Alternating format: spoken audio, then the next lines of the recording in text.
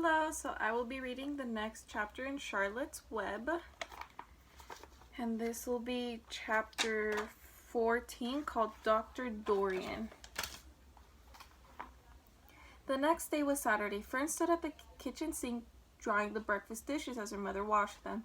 Mrs. Arable worked silently. She hoped Fern would go out and play with other children instead of heading for the Zuckerman's barn to sit and watch animals. Charlotte is the best storyteller I ever heard, said Fern, poking her dish towel into a cereal bowl. Fern, said her mother sternly, you must not invent things. You know spiders don't tell stories. Spiders can't talk. Charlotte can, replied Fern. She doesn't talk very loud, but she talks. What kind of story does she tell? Asked Mrs. Arable. Well, began Fern, she told us about a cousin of hers who caught a fish in her web. Don't you think that's fascinating? Fern, dear, how would a fish get in a spider's web? Said Mrs. Arable. You know it couldn't happen. You're making this up.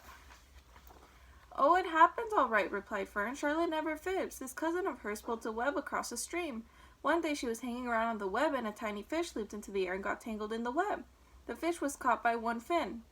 Mother, its tail was wildly thrashing and shining in the sun. Can't you just see the web, sagging dangerously under the weight of the fish? Charlotte's cousin kept slipping in, dodging out, and she was beaten mercilessly over the head by the wildly thrashing fish, dancing in, dancing out, throwing... Fern, snapped her mother, stop it. Stop inventing these wild tales. I'm not inventing, said Fern. I'm just telling you the facts. What finally happened? Asked her mother, whose curiosity began to get the better of her. Charlotte's cousin won. She wrapped the fish up, then she ate him when she got good and ready. Spiders have to eat the same as the rest of us. Yes, I suppose they do, said Mrs. Arable vaguely.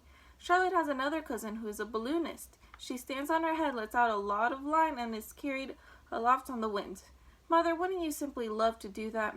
Yes, I would, come to think of it, replied Mrs. Arable. But Fern, darling, I wish you would play outdoors today instead of going to Uncle Homer's farm. Find some of your playmates and do something nice outdoors. You're spending too much time in that barn. It isn't good for you to be alone so much. Alone, said Fern. Alone? My best friends are in the barn cellar. It is a very sociable place, not at all lonely. Fern disappeared after a while, walking down the road towards Zuckerman's. Her mother dusted the sitting room. As she worked, she kept thinking about Fern. It didn't seem natural for a little girl to be so interested in animals. Finally, Mrs. Arable made up her mind she would pay a call on old Dr. Dorian and ask his advice. She got in the car and drove to his office in the village. Dr. Dorian had a thick beard. He was glad to see Mrs. Arable and gave her a comfortable chair. It's about Fern, she explained. Fern spends entirely too much time in the Zuckerman's barn. It doesn't seem normal. She sits on a milk stool in a corner of the barn cellar near the pig pen and watches the animals hour after hour. She just sits and listens. Dr. Dorian leaned back and closed his eyes. How enchanting, he said. It must be real nice and quiet down there. Homer has some sheep, hasn't he? Yes, said Mrs. Arable, but it all started with that pig we let Fern raise on a bottle. She calls him Wilbur. Homer bought the pig, and ever since it left our place, Fern has been going to her uncle's to be near it. I've been hearing things about that pig, said Dr. Dorian, opening his eyes. They say he's quite a pig. Have you heard about the words that appeared in the spider's web? Asked Mrs. Arable nervously. Yes, replied the doctor. Well, do you understand it? Asked Mrs. Arable.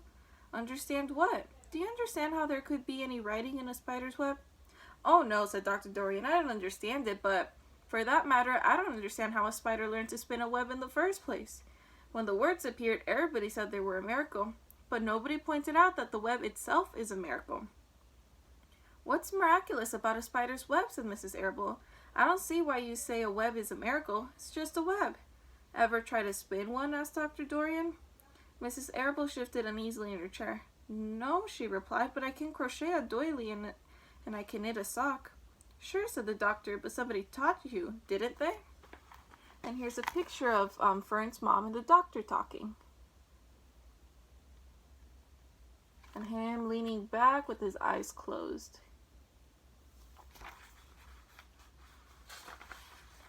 My mother taught me. Well, who taught a spider? A young spider knows how to spin a web without any instructions from anybody. Don't you regard that as a miracle? I suppose so, Mrs. Arable. I never looked at it that way before. Still, I don't understand how those words got into the web. I don't understand it, and I don't like what I can't understand. None of us do, said Dr. Dorian, sighing. I'm a doctor. Doctors are supposed to understand everything, but I don't understand everything, and I don't intend to let it worry me. Mrs. Arable fidgeted. First says the animals talk to each other, Dr. Dorian. Do you believe animals talk? I never heard one say anything, he replied, but that proves nothing. It is quite possible that an animal has spoken civilly to me, and that I didn't catch the remark because I wasn't paying attention. Children pay better attention than grown-ups. If Fern says that the animals in Zuckerman's barn talk, I'm quite ready to believe her. Perhaps if people talked less, animals would talk more. People are incessant talkers. I can give you my word on that.